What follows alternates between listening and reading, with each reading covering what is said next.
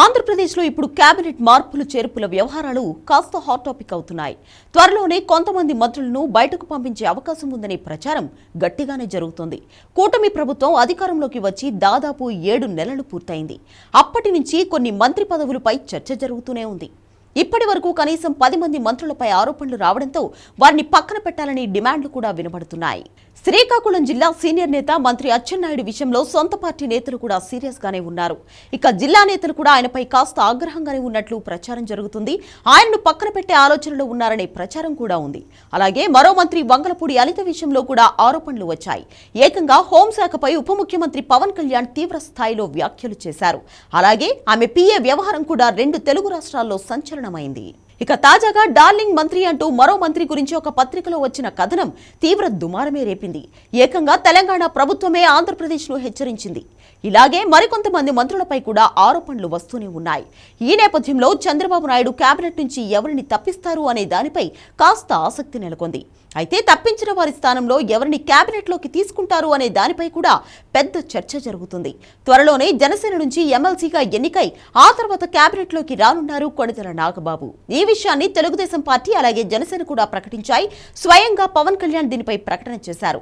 అయితే ఇప్పుడు నాగబాబు కేబినెట్లోకి వెళితే తాను కూడా కేబినెట్లోకి వస్తాను అంటూ నందమూరి బాలకృష్ణ అడుగుతున్నట్లు తెలుస్తోంది. వచ్చే ఎన్నికల్లో తాను పోటీ చేస్తానో లేదో తనకు క్లారిటీ లేదని, కాబట్టి కేబినెట్లో బెర్త్ కావాలని బాలయ్య చంద్రబాబును కోరినట్లుగా టీడీపీ వర్గాలు అంటున్నాయి. బాలకృష్ణ 3 సార్లు హిందూపురం నియోజకవర్గం నుంచి ఘన విజయం సాధిస్తూ వచ్చారు. గతంలోనే ఆయనను కేబినెట్లోకి తీసుకుంటారని ప్రచారం జరిగింది. కానీ బాలకృష్ణ మాత్రం కేబినెట్లోకి వచ్చే విషయంలో ఆసక్తి చూపించలేదు. తెలుగుదేశం పార్టీలో నందమూరి కుటుంబ సభ్యులు ఎవరూ 2014 తర్వాత కేబినెట్లో చోటు దక్కించుకోలేదు. దీనితో బాలకృష్ణ కేబినెట్లోకి అడుగు పెట్టాలని ఆసక్తిగా ఉన్నట్లు తెలుస్తోంది. బాలయ్య కేబినెట్లో ఉన్నా లేకపోయినా పవర్ఫుల్ అని టీడీపీ వర్గాలు ఎప్పటి నుంచో చెబుతూ ఉంటాయి. కానీ కేబినెట్లో ఉంటే ఆ లెక్క వేరు అనే ఫీలింగ్ లో బాలయ్య ఉన్నట్లు సమాచారం. ఇక బాలయ్య అడిగితే ఖచ్చితంగా చంద్రబాబు చేసే అవకాశం కూడా ఉంటుంది.